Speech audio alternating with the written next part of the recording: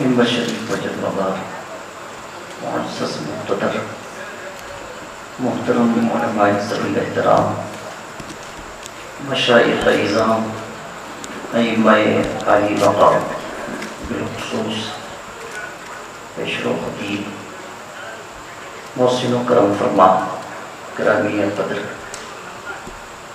مفکر قوم و ملت خطیب اہل سنت حضرت علامہ مولانا قاضی میرا صاحب قبلہ عثمانی متصل العلم نقیب جلسہ برادر گرامی ماہر علم و فن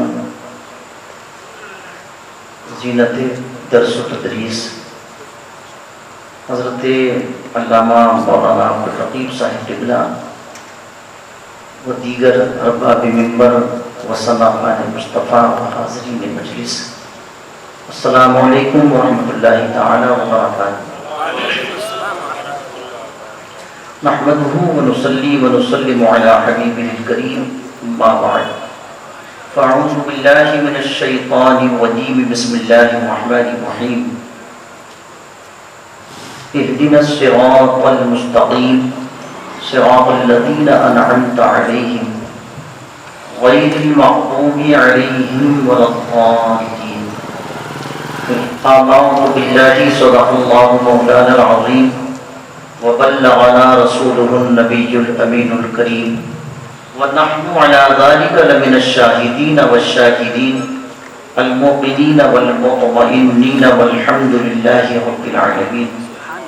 بگردابی بلا افتاد کشتی ضعیفہ دل شکستہ رات و پشتی، بحق فجر عثمان ہارون مدد کن یا معین الدین چشتی، امداد کن از رنج و غم آزاد کن، در دین و دنیا شاد کن یا غوث اعظم مستغیث، لی خمسۃ اطفی بها حق الوباء الحاطمہ، المصطفیٰ والمرتضیٰ وابناہما والفاطمہ، بکار قیش حیرانم اغثنی یا رسول اللہ، پریشانم اغثنی یا رسول اللہ، ندارم جست ملجائے ندارم جست باوائے، تو بھی خود سازو سامانم اغثنی یا رسول اللہ، شعاب کس نوازی کن طبیبہ چارہ سازی کن، فریض ترک عصیانم اغثنی یا رسول اللہ، رضایت ساحل بے بر توی سلطان لا تنہر، شاہ بحر عدیقانم اغثنی یا رسول اللہ۔ سلام اس پر کہ جس کے ذکر سے دل چین پاتے ہیں، سلام اس پر کہ جس کے ذکر سے دل چین پاتے ہیں، سلام اس پر فرشتے ذکر جس کا سننے آتے ہیں، سبحان اللہ۔ سلام اس پر کہ جس کا تذکرہ قرآن کرتا ہے، سلام اس پر کہ جس کا تذکرہ قرآن کرتا ہے، سلام اس پر کہ جس کا ذکر خود رحمان کرتا ہے، سبحان اللہ۔ سلام اس پر کہ جس کا ذکر خود رحمان کرتا ہے، سلام اس پر کہ جس کی ہر ادا تفسیر قرآن ہے، سلام اس پر کہ جس کی ہر ادا تفسیر قرآن ہے، سلام اس پر جو سر سے پاؤں تک قرآن ہی قرآن ہے، سلام اے نور والے نور کی شام و سحر والے، سلام اے نور والے نور کی شام و سحر والے، سراپا نور تو تیرا گھرانہ تیرے گھر والے، سلام اے آتش زنجیر باطل توڑنے والے، سلام اے آتش زنجیر باطل توڑنے والے، سلام خاک کے ٹوٹے ہوئے دل جوڑنے والے۔ عقیدت و محبت کے ساتھ پورا مجمع جی لگا کر کے نبی اور آل نبی کی بارگاہ میں ہدیہ درود پاک بآواز بلند پڑھنے کی زحمت گوارا فرمانے۔ وقت اگرچہ 12:30 کو چھونے کے بالکل قریب یا شاید 12:30 بج چکے ہوں گے، پر اس میں بھی کوئی اتنی افسوس کی بات نہیں ہے۔ اگر کچھ ہمارے بٹھانے میں تاخیر بھی ہوئی اور آپ لوگوں کو انتظار کرنا پڑا تو یہ وقت بھی ضائع نہیں ہوگا، بلکہ یہ سارے کا سارا وقت عبادت میں شمار کیا جائے گا۔ واہ واہ، بہت خوب، انشاءاللہ۔ تو آپ اتنی مایوسی کا اظہار نہ کریں، ہم آپ کے مہمان ہیں۔ یہ اور بات ہے کہ بہت زیادہ آتے ہیں تو آپ بار بار سنتے ہیں، آپ کی محبت ہے۔ علماء کرام تشریف رکھتے ہیں، ان کی مہربانی ہی اتنی رات تک میں سب کے ناموں سے واقف ترین، مگر سب کے چہروں سے ضرور واقف ہوں، جانتا ہوں۔ اللہ پاک ان تمام علماء ذوی احترام کی عمروں کو برکتوں سے مالا مال فرمائے۔ آمین۔ آپ تھوڑا سا بیداری کا ثبوت پیش کریں تو تقریر ہو پائے گی، بھلے چند منٹ ہی صحیح، کچھ دیر ہی صحیح، مگر تقریر کی کچھ ریکوائرمنٹ ہوتی ہے، کچھ مطالبات ہوتے ہیں۔ ان میں سے ایک مطالبہ یہ ہوتا ہے کہ جب کوئی بھی شخص پڑھے نعت پاک یا کوئی خطاب کرے، حتیٰ کہ گفتگو بھی کرے، جب بھی انسان کی فطرت کی یہ ریکوائرمنٹ ہے کہ وہ یہ کوشش کرتا ہے اور یہ چاہتا ہے کہ اس کی بات کا جواب سامنے سے آنا چاہیے، کچھ ہوں ہاں ہو، کچھ رپلائی ہو، کچھ گردن ہلائیں، کچھ بولیں تو پتہ چلے کہ ہاں بات توجہ سے سن رہے ہیں۔ ورنہ دو آدمی بھی بات کرے نا اور ایک سائلنٹ موڈ پر چلا جائے تو وہ سمجھتا ہے کہ بیوقوف بھی سمجھ رہا مجھ کو، میں اکیلا ہی بول رہا ہوں، ہے نا؟ پھر تو اس میں تو بڑا ضروری ہے کہ 12:30 کے بعد کچھ آپ بولیں، کچھ ہم بولیں، حق ہے، سبحان اللہ۔ مل جل کر کے تھوڑی دیر میں انشاءاللہ منزل مقصود تک پہنچ جائیں گے انشاءاللہ۔ بولنے کا طریقہ یہ کہ آپ کو کچھ بہت زیادہ زحمت نہیں فرمانی ہے، بس اللہ کی پاکی کو بیان کر دیں اور مل کے کہہ دیں سبحان اللہ۔ سبحان اللہ۔ یہ کسی دنیا دار کی تعریف نہیں ہے بلکہ پروردگار کی تعریف ہے، اور یہ تو ہماری زندگی کا مقصد ہے۔ وَمَا خَلَقْتُ الْجِنَّ وَالْإِنسَ إِلَّا لِيَعْبُدُونِ۔ آپ فرماتا ہم نے تو انسان کو پیدا ہی اپنی ثنا کے لیے کیا ہے، اپنی تعریف کے لیے کیا ہے، جنات کو بھی اور انسانوں کو بھی۔ تو آج ہم جس ذات پر گفتگو کرنے کے لیے حاضر ہوئے ہیں، اگر یہ چاہتے ہیں کہ باقی ان کے فیول و برکات ملتان سے ناگور شریف کی زمین پر ابر رحمت کی طرح آپ کو نظر آئیں تو پھر تھوڑی سی زحمت آپ بھی گوارا کریں، انشاءاللہ پھر جواب میں ابر رحمت آئے گی۔ مل کر کہہ دیجیے سبحان اللہ، سبحان اللہ۔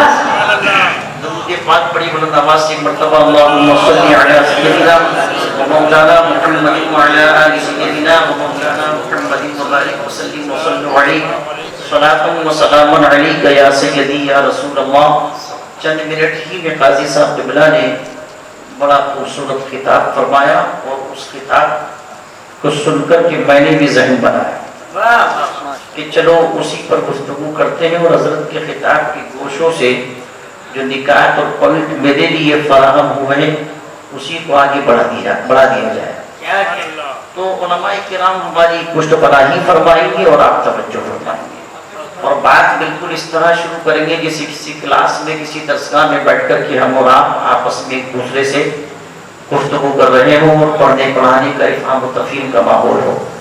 تو انشاءاللہ باتیں سمجھ میں آئیں گی، چونکہ بڑے جلسے کا ماحول، اس تقریر کا انداز کچھ اور ہوتا ہے۔ بڑے سے مراد یہ ہے کہ جہاں مجمع زیادہ ہوتا ہے، جلسہ چھوٹا نہیں ہے آپ کا، اس لیے کہ جہاں اللہ اس کے رسول کا ذکر ہوتا ہے وہ محفل کبھی چھوٹی ہوتی ہی نہیں ہے۔ حق ہے، حق ہے، بہت خوب، سبحان اللہ۔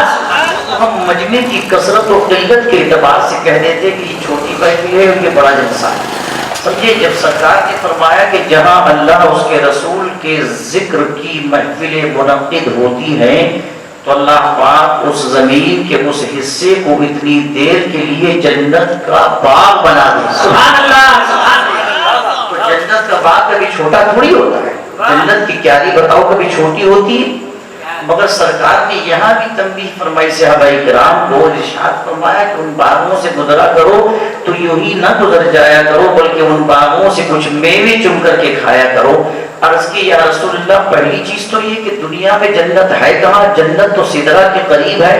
ارشاد فرمایا دنیا میں بھی جنت ہے مگر وہ جگہیں کہ جہاں اللہ اس کے رسول کے ذکر کی محفلیں منعقد ہوتی ہیں۔ پوچھا کہ اس کے میوے کیا ہیں؟ فرمایا میوے یہ ہے کہ خاموش نہ رہا کرو، آپ کے لب ہلیں گے تو فرشتوں کا قلم چلے گا۔ سبحان اللہ۔ اور خاموش نہیں بلکہ اس کے میوے چن کر کے یوں کھایا کرو کہ زبان سے کہا کرو سبحان اللہ، سبحان اللہ کی صدائیں بلند ہوں گی، فرشتوں کا قلم چلے گا، نامہ اعمال میں نیکیاں لکھی جائیں گی، بولنے والے کو حوصلہ ملے گا اور جلسہ کامیاب ہو جائے گا۔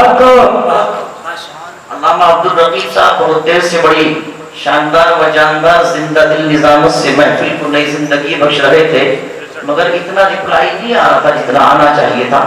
خیر آپ ماشاءاللہ بیٹھے ہیں، یہ بھی آپ کی محبت ہے۔ میں 2-3 شعر سے گفتگو کا آغاز کرتا ہوں بلا ترنم۔ حافظ اسرار صاحب نے بڑا عمدہ کلام پڑھا، منقبت کے بڑے شاندار اشعار پڑھے، ان سے پہلے بھی ماشاءاللہ لوہار پورہ میں بہت سارے حفاظ کرام رہتے ہیں، اور یہ کرم ہے اس زمین کی برکتوں کا اور سرکار صوفی حمید الدین ناگوری علیہ رحمہ کا، چونکہ اس جانب سرکار صوفی صاحب قبلہ تشریف فرما ہے اور اس جانب بھی ایک اور حمید الدین تشریف فرما ہے، ان دونوں کے بیچ میں آپ تشریف فرمائے اور ہم حاضر ہیں۔ اللہ ہم سب کی حاضری کو قبول فرمائے۔ آمین۔ سنیے، میں بلا ترنم 2-3 شعر سے گفتگو کا آغاز کرتا ہوں۔ بہت پہلے راز الہ آبادی کے مشہور زمانہ کلام ہے، انہوں نے کہا تھا کہ بلبل کو پھول شمع کو پروانہ چاہیے، بلبل کو پھول شمع کو پروانہ چاہیے، ہم کو رسول پاک کا دیوانہ چاہیے۔ بلبل کو پھول شمع کو پروانہ چاہیے، ہم کو رسول پاک کا دیوانہ چاہیے، اور کہتے ہیں کہ ذکر نبی سے روح کو گرمانا چاہیے، ذکر نبی سے روح کو گرمانا چاہیے، جب ان کا نام آئے تڑپ جانا چاہیے۔ سبحان اللہ۔ ذکر نبی سے روح کو گرمانا چاہیے، جب ان کا نام آئے تڑپ جانا چاہیے۔ اور اہل دل حضرات اس شعر پر توجہ فرمائیں گے کہ اس مائے کدے کا رند ہوں جس میں یہ شرط ہے، واہ واہ واہ، اس مائے کدے کا رند ہوں جس میں یہ شرط ہے، پینے کے بعد ہوش میں آ جانا چاہیے۔ واہ واہ واہ، سبحان اللہ۔ اس مائے کدے کا رند ہوں جس میں یہ شرط ہے، پینے کے بعد ہوش میں آ جانا چاہیے، اور کیوں آ گئے پلٹ کر مدینے سے حاجی، کیوں آ گئے پلٹ کر مدینے سے حاجیو، تم کو تو اس دیار میں مر جانا چاہیے۔ کیا کہنا، آ گئے پلٹ کر مدینے سے حاجیو، تم کو تو اس دیار میں مر جانا چاہیے۔ قاضی صاحب جبلان ہے، سرکار شیخ الاسلام حضرت بہاؤالدین زکریا ملتانی رحمت اللہ تعالی علیہ کی پوتے کی ایک کرامت جو منسوب ہے ان کے دادا جان کی جانب، ان کے مشورے اور ان کے جملوں کو آپ کے گوشے گزار کر کے یہ ثابت کیا کہ اللہ کے ولی بے اختیار نہیں ہوتے بلکہ با اختیار ہوتے ہیں۔ ولی ہوتے کہ نہیں ہوتے؟ دوسری چیز یہ بتائی کہ اللہ کے ولی، چونکہ آپ نے جملہ بولا کہ وہ پیدائش سے لے کر وصال کے وقت تک اور وصال سے لے کر قیامت تک، بالکل میں اس جملے کی تائید کرتا ہوں، اس میں کوئی شک نہیں۔ اللہ کا ولی زمین کے اوپر ہو جب بھی دنیا کو فیض پہنچاتا ہے، اور زمین کے اندر ہو تو اور زیادہ فیض پہنچاتا ہے۔ میں نے لفظ زیادہ کا اضافہ اس لیے کیا کہ میں اس کو ثابت کروں گا انشاءاللہ۔ علماء تشریف رکھتے ممبر پاک پر، ولی کبھی محتاج نہیں ہوتا بلکہ محتاج ہوتا ہے، چونکہ ولی بنتا ہی جب ہے جب اللہ اس سے راضی ہوتا ہے۔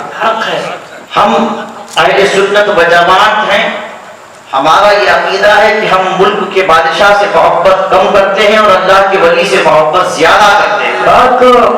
ہم وقت کے بادشاہ کو اتنا تسلیم نہیں کرتے جتنا اللہ والوں کو کرتے ہیں۔ کیوں؟ اس کی وجہ یہ ہے کہ اگر بادشاہوں سے ہم کو سامان ملا تو ان اللہ کے ولیوں سے ہم کو ایمان ملا۔ بادشاہوں نے ہماری زندگی سناری تو ان اللہ کے ولیوں نے ہماری آخرت کو روشن و منور فرمایا۔ تیسری بات حضرت نے یہ فرمائی کہ قسمت میں نہیں تھا، آپ نے خبر دی کشف کی بنیاد پر، تو طریقہ پودے نے بتایا کہ قسمت میں ہوتا تو یہی کیوں آتا، پھر تو خود ہی مل جاتا۔ سنیے، بعض پیشانیوں میں پل پڑتے ہیں، میں بغیر کسی تبیل و دیباچے کی گفتگو کو یہیں سے شروع کرتا ہوں۔ میری عادت ہے کہ میں چہرے دیکھ کے گفتگو کرنا پسند کرتا ہوں۔ سنیں، حضرت شیخ الاسلام علامہ بہاؤالدین زکریا ملتانی، یہ ان کے گھر کے بچے کا مشورہ تھا کہ جو ایک نامراد کی مرادیں مکمل ہو گئی. اب یہ جو کہا کہ قسمت میں نہیں تھا، ہوتا تو پھر ویسے ہی مل جاتا. اگر آپ اللہ کرے آپ کا ذہن میری گفتگو کے قریب ہو جائے اور یہ بات آپ سمجھ جائیں. سنیں، اللہ کا ولی نیچے ہو زمین کے یا اوپر ہو زمین کے، اللہ کے ولی کے آستانے پر جا کر کے مدد طلب کرنا، دعائیں کرنا، یہ تو پیغمبر کی بھی سنت ہے. واہ واہ، پیغمبر کی سنت دعا کرنا. آپ کہیں گے وہ کیسے؟ قرآن عظیم کے تیسرے سپارے میں آتا ہے کہ حضرت زکریا علیہ السلام بیت المقدس کے اس محراب کے نیچے کھڑے ہیں. ہنالک دعا زکریا ربہ قال رب هب لي من لدنك ذرية طیبہ. کس محراب کے نیچے؟ اس محراب کے نیچے کہ جہاں اللہ کی بندی اور حضرت زکریا رشتے میں اس بندی کے خالو ہوتے ہیں. دیکھیے جس کو دنیا حضرت مریم رضی اللہ تبارک و تعالی عنہا کہتی ہے. کون مریم؟ جو عیسیٰ علیہ السلام کی والدہ ہے. کون مریم؟ کہ جن کی شان یہ ہے کہ انہوں نے جس لخت جگر کو جنم دیا وہ بغیر نکاح کے اس روئے زمین پر ایک واحد عورت ہے جس نے اللہ کے حکم سے اس بیٹے کو جنم دیا جس کو دنیا عیسیٰ پیغمبر کہتی ہے. واہ واہ واہ. وہ مریم جو خود بھی پیدا ہوئی تھی تو اس وقت اپنی ماں کے شکم سے پیدا ہوئی جب ماں کی عمر کم و بیش 80 برس کے قریب ہو گئی، جن کی والدہ کا نام حضرت حنا ہے. اب سنیے اولاد کیسے ملتی ہے اللہ والوں کے آستانے سے. دیتا تو خدا ہی ہے. یہ عقیدہ مضبوطی سے رکھیے گا کہ حقیقی مدد کرنے والی ذات اللہ ہی کی ہے. بے شک. مگر اللہ والوں کے آستانے پر جا کر کے دعا کرنا اور اللہ سے مانگنا یہ اللہ کے پیغمبروں کی سنت ہے. اس لیے کہ اللہ کا نبی جو عمل کرتا ہے اس کا طریقہ شریعت میں حجت بنتا ہے، وٹنس بنتا ہے. ورنہ پیغمبر تو خود مستجاب الدعوات ہے. بے شک. مقام نبی کا بڑا ہے، یاد رکھیے آپ. مریم کا مقام چھوٹا ہے، مریم ولیہ ہے.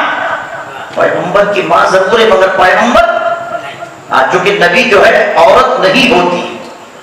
اللہ نے یہ نبوت کا منصب سے مرد کے حصے میں رکھا. ایک روز یہ قرآن عظیم کی شدھ تفسیر ہے جس سے میں استدلال کر رہا ہوں قاضی صاحب قبلہ کی گفتگو کا. ایک روز حضرت حنا بیت المقدس میں بیٹھی، نظر پڑی چونچ میں ایک پرندہ دانا اٹھا کے اپنے بچے کو کھلا رہا.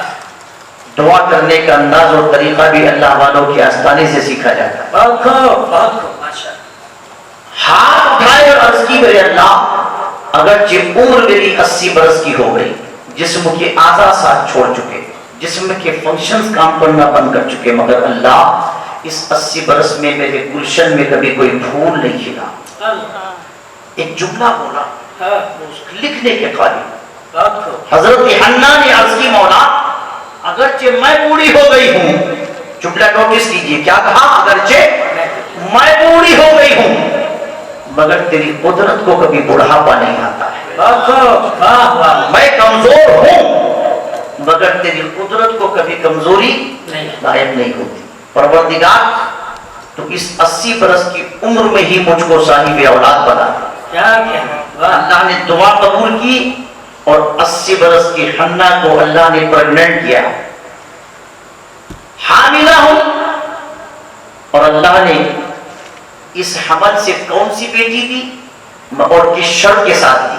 جہاں یہ دعا کی وہی حنا کے الفاظ یہ بھی تھے، مولا جو تو مجھ کو اولاد عطا فرمائے گا اس اولاد کو میں اس تیرے مقدس گھر کا خادم بناؤں گی. یہ نظر مانی تھی آپ نے.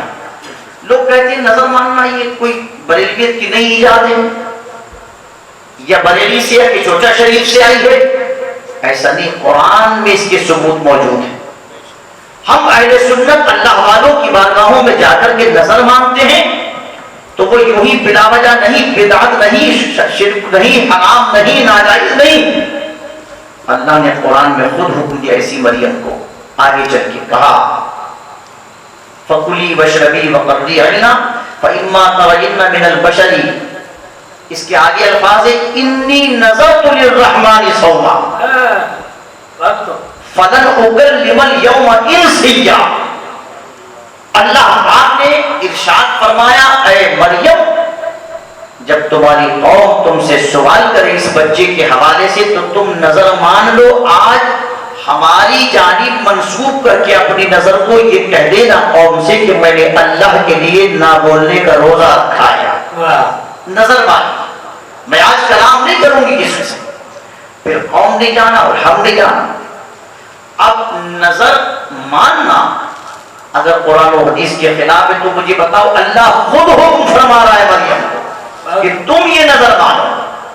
اسی طرح یہاں حضرت حنا نے نظر مانی اور کہا مولا جو بیٹا یہ بیٹی تو مجھے عطا فرمائے گا، جو اولاد تو مجھے دے گا میں تیرے گھر کا خادم بناؤں گی. اللہ کی شان 80 برس کی ضعیفہ کو اللہ نے حاملہ کر دیا، بشارت ملی.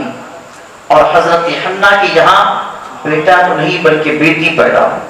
کون بیٹی؟ جسے دنیا حضرت مریم کہتی. سبحان اللہ. اور اشارہ دے رہا ہوں، بس میرا ٹاپک یہ نہیں تھا. ایسا قبلہ کی تقریر کا چونکہ حصہ اس سے ریلیٹڈ تھا. کہا اگر اولاد ہوئی تو تیرے گھر کا خادم بناؤ. اب بیٹا تو نہیں بیٹی پیدا ہوئی. لوگوں نے یاد دلایا حنا تم نے نظر مانی تھی، اب پوری کرو اپنی نظر. بیت المقدس میں جمع ہو گئے. ہر بندہ یہ چاہتا تھا کہ مریم ہماری حفاظت میں رہے، ہماری کسٹڈی میں رہے.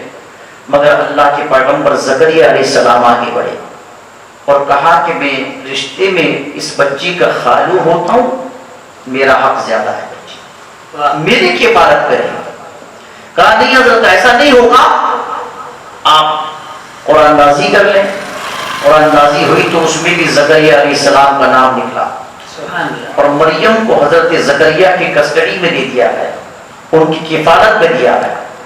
اور وہ مریم، اور سے سنی جملہ، اللہ کی شان، جتنے بچے دوسرے 1 سال میں بڑھتے تھے اللہ مریم کو 1 دن میں بڑھا دیا کرتا تھا. وہ مریم جس نے کسی کا دودھ نہ پیا پر اللہ نے اس کو وہ زندگی عطا فرمائی، وہ پاکیزہ مریم.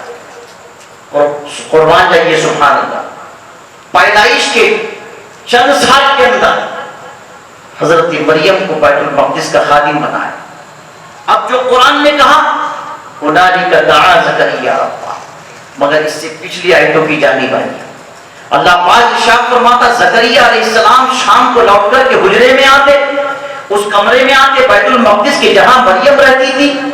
دروازہ کھولتے، چونکہ صبح کو کہیں جاتے تو قفل یعنی لاک لگا جاتے. شام کو آتے دروازہ کھولتے تو کیا دیکھتے کہ مریم کے کمرے میں بے موسم کے پھل رکھے ہوئے نظر آتے. واہ واہ سبحان اللہ سبحان اللہ. بے موسم کے پھل رکھے ہوئے نظر آتے. کہا انا لکی ھذا قالت هو من عند اللہ. زکریا نے پوچھتے مریم یہ پھل کہاں سے ہے؟ میرے اشارے کو ذرا کیچ کیجیے گا. حضرت زکریا کا سوال صرف پھلوں کی جانب نہیں تھا بلکہ ارشاد یہ فرمانا چاہتے تھے کہ جب ہم نے لاک لگا دیا تو پھر یہ پھل کون لے کر کے آیا. یہ اشارہ ہے ان ماں باپ کی جانب جو بچوں کی جانب سے بے توجہ ہو جاتے. اللہ نے اولاد کی ہے تو اس کے تعلق سے اللہ قیامت پہ سوال فرمائے گا. زکریا نے پوچھا یہ بتاؤ یہ پھل کہاں سے آئے؟ اب حضرت مریم نے کہا میرے خالو آپ شک نہ کریں. قالت هو من عند اللہ، یہ پھل میرے اللہ کی طرف سے آتے ہیں. ان اللہ یرزق من یشاء بغیر حساب، بے شک اللہ جسے چاہتا ہے بے حساب عطا فرماتا ہے. اب جب دیکھا کہ ارے مریم کے پاس بے موسم کے پھل، اب یہ پیغمبر ہیں، نبی ہیں اور مریم ولیہ ہے. عمر زکریا علیہ السلام کی 120 سال کے قریب ہو چکی ہے. ہاتھ اٹھائے، اب کہا ہنالک دعا زکریا ربہ قال ربی هب لی من لدنک ذریۃ طیبہ انک سمیع الدعاء فنادته الملائکہ وهو قائم يصلي في المحراب ان الله يبشرك بيحيى مصدقا بكلمة من الله وسيدا وحسورا ونبيا من الصالحين. جناب زکریا علیہ السلام نے ہاتھ اٹھائے کر کی میرے اللہ جب تو مریم کو بے موسم کے پھل دے سکتا ہے تو مجھے بھی 120 برس کی عمر میں بیٹا آتا. واہ واہ سبحان اللہ سبحان اللہ کیا کہنا سبحان اللہ. اب حضرت یہ بتائیے اس میں جملے کی قید کی ضرورت کیا تھی کہ جب مریم کو دے سکتا ہے. جو ہے اللہ کرے آپ کا ذہن وہاں پہنچ جائے. سنیے یہ کیوں کہا جب مریم کو. اچھا چلیے دعا کرنی تھی تو کچھ دیر بعد کر لیتے. اچھا یہ بتائیے 120 برس کا جو بندہ ہو گیا ہو تو کیا اس نے اس سے پہلے دعا نہیں کی؟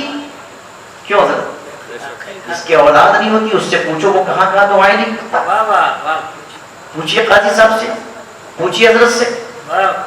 جو بے اولاد ہوتا ہے وہ ہر آستانے پہ دعا کرتا, ہر مقام پر دعا کرتا, گھر میں دعا کرتا, مسجد میں دعا کرتا, خانقاہ میں دعا کرتا ہے. کیا اس سے پہلے اللہ کے نبی نے دعا نہیں کی؟ بولیے 100% کی. تو اب کیا کہیں گے دعا قبول نہیں ہوئی؟ تو یہ کہہ نہیں سکتے چونکہ نبی کی ذات مستجاب الدعوات ہے. اگر یہ کہیں گے تو معاملہ اور گڑبڑ ہو جائے گا چونکہ نبی کی دعا کبھی رد بولو نہیں ہوتی. اچھا نبی کی چھوڑیے میں کہتا ہوں کہ مومن کی دعا کبھی رد نہیں ہوتی ہے. اس کی 3 کیٹیگری ہے دعا کے قبول ہونے کی. ایک تو یہ ہے کہ جو دعا آپ مانگتے نا اللہ وہی ایگزیکٹلی وہی چیز عطا فرما دیتا. اور ایک طریقہ یہ ہے دعا کے قبول ہونے کا کہ جو ہم رب سے مانگتے ہیں وہ چیز تو نہیں ملتی مگر اس کا نعم البدل اللہ عطا فرما دیتا. اور ایک طریقہ یہ کہ نہ وہ ملتی نہ نعم البدل ملتا تو پھر کیا ملتا؟ تو یاد رکھو اللہ قیامت کے دن اس کو جب میدان محشر میں رب کی بارگاہ میں حاضر ہوگا اللہ ان دعاؤں کے بدلے میں اس کو نیکیاں عطا فرمائے. سبحان اللہ سبحان اللہ. وہ جماعت کہے گی محشر میں کھڑے ہو کے کاش ہماری کوئی دعا قبول نہ ہوئی ہوتی اور قیامت کے لیے مؤخر کر دی جاتی تو کہ جتنی اصل میں نیکیاں ہوں گی قیامت میں اتنا ہی بندے کا مقام بلند ہو جائے گا. حق ہے تو وہ کہے گا کاش ایک بھی دعا قبول نہ ہوتی دنیا میں اور سب کا اجر ہمیں قیامت میں مل جاتا. تو مومن کی دعا بھی کبھی رد نہیں ہوتی. یہ ہمارا مزاج ہے کہ ہم یہ چاہتے کہ آج دعا کرو اور صبح کو دعا کا رزلٹس نگاہوں کے سامنے آ جائے. ایسا نہیں ہوتا. موسیٰ کلیم اللہ نے دعا کی تھی فرعون کی ہلاکت کی جسے عام لفظوں میں بد دعا بھی کہہ سکتے ہیں آپ. مگر سنیے آئی دعا کی خبر ملی کہ ہاں فرعون ہلاک ہو جائے گا. باوجود اس کے موسیٰ کلیم اللہ کی دعا قبول ہوئی ہلاکت والی دعا فرعون کے لیے اور خبر بھی مل گئی. مگر جانتے فرعون کب غرق ہوا نیل کے اندر؟ تقریباً اس دعا کے 40 برس کے بعد. اب 40 برس تک دوبارہ شکوہ نہیں کرا, قوم کو میسج اور پیغام دے دیا ہمارا کام دعا کرنا ہے, اس کا رزلٹ کب آئے گا میرا اللہ خوب جانتا ہے. بندے کا کام ہے دعا کرنا, اس دعا کا رزلٹ اللہ کب ظاہر فرمائے گا یہ اس کی حکمتوں پر ڈیپینڈ کرتا ہے. تو دعا عام مسلمان کی بھی کبھی رد نہیں. یہ تو پیغمبر ہیں, انہوں نے دعا نہیں کی ہوگی, 100% دعا کی ہوگی. مگر دعا یہ بھی نہیں کہہ سکتے کہ رد نہیں ہوئی. اب کہیں گے کہ دعا کو ویٹنگ پر رکھ دیا, مؤخر کر دیا اس دن کے لیے کہ پیغمبر زکریا علیہ السلام اس مقام پر پہنچ جائیں جہاں اللہ کی ولیہ مریم رہتی ہے, تاکہ نبی کا عمل جو ہوتا ہے, نبی کا قول جو ہوتا ہے, نبی کا فعل جو ہوتا ہے وہ شریعت میں وٹنس بنتا ہے, شریعت میں حجت بنتا ہے. زکریا یہاں کھڑے ہو کر کے دعا مانگ لے تو دنیا جان لے گی اللہ کا ولی یا ولیہ زمین کے اوپر رہے یا زمین کے نیچے رہے, دعا کرنا اس مقام پر جہاں یہ حضرات رہتے ہیں وہاں دعا کرنا یہ پیغمبر کی سنت ہے. سبحان اللہ. نعرہ تکبیر, نعرہ رسالت, عظمت اولیاء کرام, نعرہ تکبیر, نعرہ رسالت. حضرت شیخ الاسلام بہاؤالدین زکریا ملتانی کی آستانے پر عرض کی کہ آپ دعا کر دیں اللہ مجھے اولاد دے. کہا اولاد ہے نہیں قسمت میں. تو یہاں سے پتا چلا کہ اللہ والوں کے آستانے پر, اچھا یہ آج ہی کی بات نہیں, پرانی امتوں کا بھی یہی عقیدہ تھا اصل میں, اور پیچھے ہو جائیں گے آپ مگر چونکہ میرا ٹاپک یہ نہیں ہے. سنیے یہی وجہ ہے کہ جو حضرت نے بیان فرمایا آج بھی ہم اللہ والوں کے آستانوں پر جا کر کے دعا اس لیے کرتے ہیں کہ اصل میں وہاں دعائیں رد نہیں ہوتی، اور سب سے پہلے سرزمین ہند میں جہاں دعا قبول ہوتی ہے، یہ حضور اعلیٰ حضرت کے والد محترم علامہ نقی علی خان نے لکھا ہے، اسی فہرست میں اعلیٰ حضرت نے اضافہ کیا اور جو مقامات انڈیکیٹ کیے ہیں اس میں سے فرمایا کہ اگر کوئی بندہ دعا کرتے کرتے اپنے آپ کو مایوسی کا شکار سمجھتا ہو تو مایوس ہونے کی ضرورت نہیں ہے، اگر کوئی چاہتا ہو کہ اس کی دعا جلدی قبول ہو تو ہندوستان میں ایک جگہ ایسی ہے جہاں سب سے پہلے دعا قبول ہوتی ہے، اور وہ کوئی اور جگہ نہیں، وہ خواجہ معین الدین چشتی کا آستانہ ہے۔ سبحان اللہ سبحان اللہ، بہت بہت علامہ نقی علی خان نے لکھا ہے، آپ نے اس میں اور اضافہ کیا تو اللہ والے جہاں رہتے۔ اچھا اور سنیے، پیچھے کو جائیے، علماء تشریف رکھتے ہیں، امام شافعی کا قول ہے، امام شافعی کا، وہ خود کہتے ہیں جب بھی مجھے کسی مسئلے میں کنفیوژن ہوتا تھا میں امام اعظم ابو حنیفہ کی قبر پہ چلا جاتا۔ کیوں؟ کیا مسجد نہیں تھی بغداد شریف میں؟ بے شمار مسجدیں تھی، وہاں جاتے۔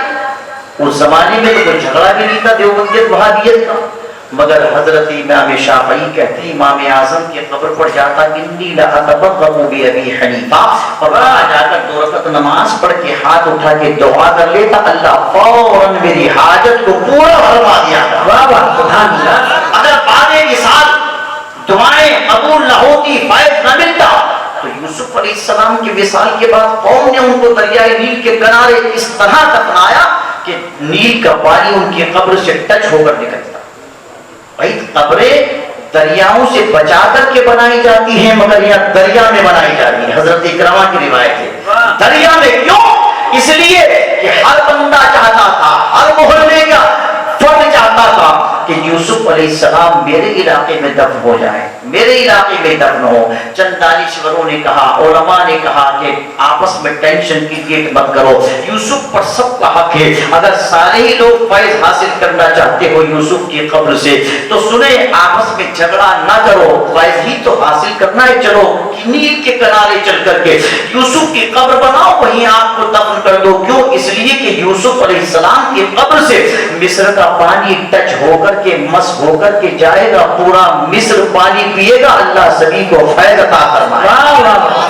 اس امت کا بھی یہ عقیدہ تھا کہ قبر سے جو پانی ٹچ ہو کر کے جائے، جب نبی کی قبر سے ٹچ ہونے والے پانی سے اللہ پاک اپنے بندوں کو فیضیاب کرتا ہے، تو جو نبی کی ذات جہاں تشریف فرما ہو، یا وہ اصل میں اللہ کا ولی جہاں تشریف فرما ہو، یا ولیہ جہاں تشریف فرما ہو، اب وہ چاہے زمین کے اوپر ہو یا زمین کے نیچے ہو، زمین کے اندر جانے کے بعد بھی ان کے مقام گھٹتے نہیں ہیں، بلکہ اللہ پاک ان کے مقام میں مزید اضافہ فرما دے، اللہ ان کے درجات میں بلندیاں عطا فرما دے۔ یہ زکریا ملتانی تو ملتان میں تشریف فرمائے، ناگور میں ان کی یاد کیوں منائی جا رہی ہے؟ پھول وہاں اصل میں کھلا ہوا ہے مگر خوشبو ناگور میں محسوس ہو رہی ہے، آپ وہاں جل رہا ہے مگر روشنی یہاں ہو رہی ہے۔ وجہ کیا؟ وجہ یہ ہے کہ اللہ والے کبھی مٹتے نہیں ہیں، یہ قبروں میں جاتے ہیں تو اللہ ان کے مقام کو اور بلند فرما دیتا ہے۔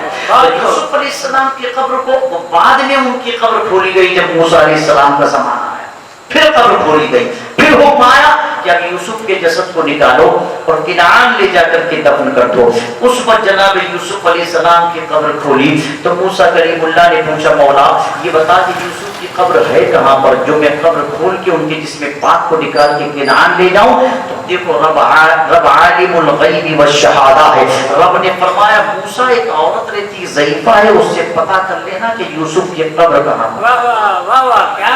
اب اس ضعیفہ کے اس بڑھیا کے گھر گئے، اللہ کا نبی تشریف لائے، کھڑی ہو گئی، تشریف لائے، اللہ کا کریم تشریف لائے، کہا ماں آنے کا مقصد یہ کہ یوسف کی قبر کا پتہ ہے؟ کہا بالکل مجھے پتہ ہے۔ کہا بتاؤ، دیکھو کسی کتنی ہوشیار تھی سرکار نے سے سمجھی کتنی ہوشیار تھی۔ کہا مجھے معلوم ہے حضرت، میں بتاؤں گی بھی آپ کو، پر ایک گزارش میری یہ ہے کہ مجھ سے یہ وعدہ کر لو کہ جنت میں اپنے پڑوس میں رکھو۔ سبحان اللہ سبحان اللہ۔ جنت میں اپنے، تو اب آپ مجھے بتائیے کلیم اللہ سے اللہ کو چھوڑ کے کلیم اللہ سے مانگ رہی ہے، تو کلیم اللہ کو کوئی فتویٰ دینا چاہیے تھا شرک کہ اللہ کو چھوڑ کے مجھ سے، مگر نہیں، پھر وہی آتی ہے کہ اس سے حجت نہ کرو، اس کو دے دو جنت۔ اس کو چونکہ عقیدہ یہی تھا کہ دینے والی ذات خدا کی ہے، مگر اللہ جسے طاقت و قوت عطا فرما دیتا ہے اسے بھی مشکل کشا بنا دیتا ہے۔ واہ واہ، بہت خوب۔ یہی عقیدہ قرآن و حدیث کا دیا ہوا ہے، یہ آج کا کوئی نیا عقیدہ نہیں ہے۔ تو اب دیکھیے یہاں حضرت موسیٰ کلیم اللہ نے قبر کھولی تو یوسف کا کفن بھی میدان کیا کہتے اس میں مبارک نکالا اور نکال کے کنعان لے جا کر کے دفن کر دیا۔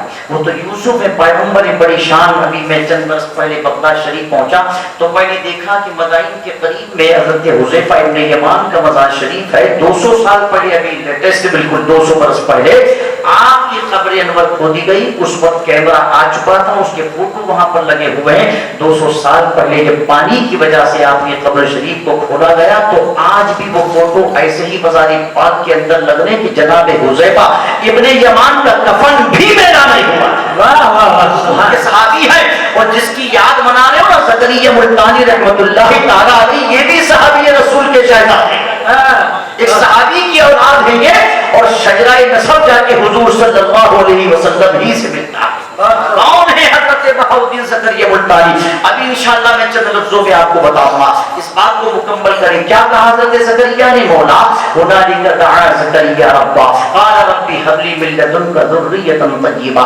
انک سمیع الدعاء۔ مولا اگرچہ میں 120 برس کا ہو گیا ہوں، اگرچہ میں بڑھاپے کی سچویشن میں ہوں، مولا جب مریم کو بے موسم کے پھل مل سکتے ہیں تو مجھ کو بھی بڑھاپے کی عمر میں بیٹا مل سکتا ہے۔ ہاتھ اٹھا کے اللہ کے پیغمبر نے دعا کی۔ کہاں دعا کی؟ اسی محراب میں جہاں مریم رہتی تھی، اس مقام پر جہاں اللہ کی ولیہ تشریف فرما تھی۔ رشتے میں بہت قریب ہے حضرت زکریا کے، مگر رشتے کو نہیں دیکھا۔ زکریا نے مریم کی پاکیزگی کو دیکھا۔ جو اللہ مریم سے اتنا پیار کرتا ہے کہ بند کمرے میں مریم کے لیے پھل پہنچا دیتا ہے، تو مریم جس زمین پر ہے یہ زمین بھی متبرک ہے، وہی کھڑے ہو کے دعا کی۔ اللہ کا قرآن کہتا 120 برس کے زکریا نے جب آج دعا کی، اس سے پہلے بھی دعائیں کی تھی، مگر آج دعا کا اثر یہ ہوا کہ جیسے ہی دعائیہ کلمات مکمل ہوئے اور دروازے پر جبرائیل امین کی دستک ہو گئی۔ واہ واہ واہ، آواز آئی دروازہ کھولو، کون ہے؟ کہا فرشتوں کا سردار جبرائیل امین کھڑا ہوا ہے، جو خوشخبری لے کر کے آیا ہے۔ اللہ کے نبی مبارک ہو، آپ نے دعا کی، میرے مولا نے خوشخبری دی ہے، اللہ تمہیں یحییٰ جیسا جان سا بیٹا عطا فرمائے۔ سبحان اللہ سبحان اللہ۔ کمال دیکھیے، یہاں سے بیٹے کی دعا کی تھی، اللہ نے بیٹے کو نبی بنا کر کے بھیجا۔ واہ، بیٹا بھی ایسا کہ قرآن نے اس کا خطبہ پڑھا، یا یحییٰ خذ الکتاب بقوۃ وآتیناہ الحکم صبیہ۔ اسی آیت پر پھر میں گفتگو کر دوں گا الحمدللہ۔ کیا کہا؟ یا یحییٰ خذ الکتاب۔ لوگ کہتے ہیں پیغمبر ہمارے سرکار صلی اللہ علیہ وسلم 40 برس کے بعد نبی بنے، 40 برس کے بعد علوم آئے، 40 برس کے بعد سرکار کو علوم و فنون سے آراستہ کیا گیا، نبوت سے آراستہ کیا گیا، اور اللہ قرآن میں یحییٰ علیہ السلام کے ارشاد فرماتا یا یحییٰ خذ الکتاب بقوۃ وآتیناہ الحکم صبیہ۔ ہم نے بچپن ہی سے یحییٰ کو طاقت بھی دی، قوت بھی دی، رحمت بھی دی، دانائی بھی دی، علم بھی دیا، منصب نبوت بھی عطا فرمایا۔ اب آپ بتائیے، یحییٰ کو بچپن سے ساری چیزیں ملی۔ وہاں جناب عیسیٰ کے لیے قرآن نے کہا کیا؟ حضرت عیسیٰ علیہ السلام نے جب اپنی قوم کو جواب دیا تھا اپنی ماں کے ڈیفینس میں، 3 دن کی عمر تھی کم و بیش حضرت عیسیٰ علیہ السلام کی، جھولے میں جھول رہے تھے آپ، مگر پیغمبر کی شان دیکھیے، جب مریم پر قوم الزام لگا رہی تھی اس وقت عیسیٰ علیہ السلام نے کروٹ لی۔ قرآن کہتا ہے ہاتھ سر کے نیچے رکھ کے کہا، اے میری ماں پر الزام لگانے والوں، میری ماں سے پوچھتے ہو کہ میں کون ہوں، کہاں سے آیا؟ انی عبداللہ، میں اللہ کا بندہ ہوں، آتانی الکتاب، اللہ نے مجھے کتاب دی ہے، وجعلنی نبیّا، اور میں نبی بن کر آیا۔ واہ واہ، سبحان اللہ سے بن کر آیا۔ تو عرض یہ کرنا چاہتا تھا کہ اصل میں اولادیں ہوں یا کوئی اور تمنا ہو، کوئی اور مراد ہو، اللہ والوں کے آستانے پر مرادیں پوری ہوتی ہیں۔ حضرت علامہ شیخ الاسلام بہاؤالدین زکریا ملتانی پیدا ہوئے تھے الحمدللہ کم و بیش 561 ہجری میں یا 566 ہجری میں کم و بیش، اور پیدائش کے وقت ہی یہ اس وقت کے علماء کا یہ کہنا ہے، فقہا کا یہ کہنا ہے، اولیاء کرام کا یہ کہنا ہے کہ حضرت زکریا بہاؤالدین ملتانی جو ہیں اصل میں یہ مادرزاد ولی ہیں، جو ماں کے شکم سے ولی پیدا ہوئے۔ بعض حضرات وہ ہیں جو دنیا میں آ کر کے ولی بنتے ہیں، اور بعض حضرات وہ ہیں جن کو اللہ ولی بنا کر کے بھیجتا ہے، جیسے غوث پاک مادرزاد ولی، جیسے غریب نواز مادرزاد ولی، ویسے ہی بہاؤالدین زکریا ملتانی مادرزاد ولی۔ اور سنیے خود ان کے والد گرامی کہتے ہیں، علامہ وجیہ الدین صاحب فرماتے ہیں کہ جب بچہ میرا شیر خواری کے عالم میں دودھ پیتا تھا اور قریب بیٹھ کے والد بزرگوار قرآن عظیم کی تلاوت کرتے تھے تو کہتے ہیں کہ بچہ دودھ پینا چھوڑ کر کے اور رخ میری جانب کر کے قرآن کی تلاوت سنا کرتا تھا۔ سبحان اللہ۔ بولو کس نے بتایا شیر خواری کے عالم میں حضرت بہاؤالدین زکریا ملتانی کو کہ یہ اللہ کا کلام قرآن کی تلاوت ہے؟ کہتے ہیں 7 برس کی عمر میں حافظ قرآن ہو گئے قرات سبا کے ساتھ، 444 اساتذہ سے علوم و فنون حاصل کیے، اور کمال یہ ہے کہ جس استاد کے پاس جاتے تھے 1 2 یا 3 دن کے اندر جتنے علوم ان کے سینے میں ہوتے تھے کشف کے ذریعے سب حاصل کر لیا۔ سبحان اللہ سبحان اللہ۔ یہ جو اساتذہ کی اتنی لمبی لسٹ بنی کس بنیاد پر بنی؟ اسی بنیاد پر بنی کہ آج اس استاد کے پاس، کل کو اس استاد کے پاس، 1 دن میں 2 دن میں 3 دن میں حضرت بہاؤالدین زکریا ملتانی نے جتنا علم استاد کے سینے میں تھا 2-3 دن میں سب لے لیا کرتے، پھر دوسرے استاد کے پاس، پھر تیسرے کے پاس، پھر چوتھے کے پاس، 5ویں کے پاس، اس طرح آپ کے اساتذہ کی فہرست 444 تک پہنچ گئی۔ سبحان اللہ سبحان اللہ۔ یاد رکھو بعض بندے آ کر کے علم حاصل کرتے ہیں اور بعض کو اللہ ماں کے شکم سے علم دے کر کے بھیجتا ہے۔ یہی وجہ ہے نا کہ غریب نواز ماں کے شکم میں، سبحان اللہ، ان کی والدہ کہتی ہیں بی بی ماہنور کہ جب بیٹا ماں کے شکم میں تھا تو اسی وقت میرے شکم سے کلمہ پڑھنے کی آوازیں آیا کرتی۔ سبحان اللہ۔ یہ کس نے بتا دیا ماں کے شکم میں شیخ معین الدین چشتی کو؟ وجہ یہ ہے کہ بعض کو اللہ علم دے کر کے بھیجتا ہے، اللہ ولایت دے کر کے بھیجتا ہے۔ حضرت بہاؤالدین زکریا ملتانی سبحان اللہ 7 برس کی اس میں عمر میں حافظ قرآن بنے اور قرات سبا کے ساتھ بنے، 7 قرات کے ساتھ 444 اساتذہ کرام سے علوم و فنون حاصل کیا، اور 96 یا 96 برس کی عمر میں دنیا کی سیر کری۔ کہاں کہاں پہنچے آپ؟ دمشق پہنچے، مصر پہنچے، بیت المقدس پہنچے، اور ملتان تشریف لائے، اور ملتان میں اس دور میں بڑے بڑے اولیاء کرام تشریف فرما تھے، مگر حضرت بہاؤالدین زکریا ملتانی جب ملتان میں تشریف لائے اس وقت جو بڑے بڑے عالم فاضل، بڑے بڑے صاحب کشف و کرامت، بڑے بڑے اس وقت کے اللہ کے ولی اس شہر میں تشریف فرما تھے، ان کو خبر ہوئی کہ ایک نیا بندہ آیا ہے، بہت دور سے چل کر کے آیا ہے، اور جب دیکھا جا کر کے کہ باقی چہرے سے نور ٹپک رہا ہے،